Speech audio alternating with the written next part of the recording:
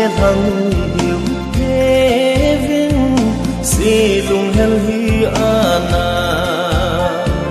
iti katho ting kita ki khanung ku đâu ni anai anai ka khan kho hi iti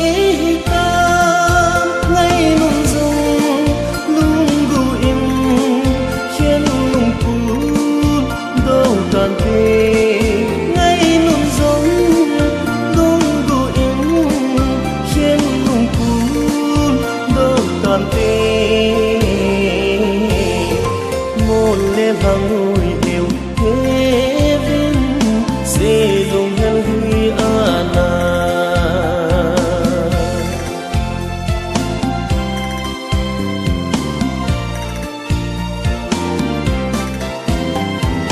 chúng tôi đi mô lễ ta giống lễ chúng tròn hồng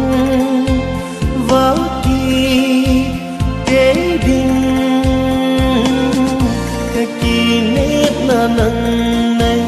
hung sâu loi ở chung tròn hà chung tô mi mô ở lẹp tai một lên hàng ngồi hiểu thế vinh si lung hel hi ana đi cất thô tình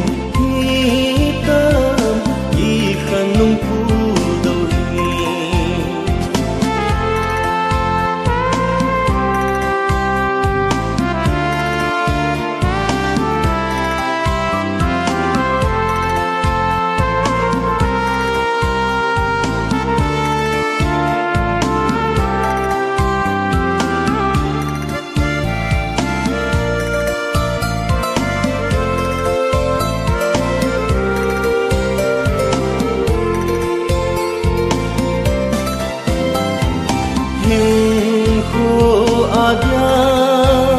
ila thiên thư mô so dầu lâu ý hi mãi ta cái kỳ nét na năng này hung sô lòi ô chung tròn hà chung tô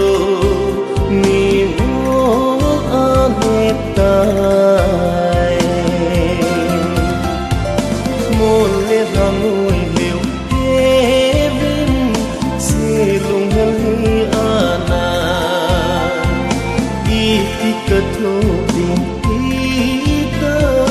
di khanung ku đâu ni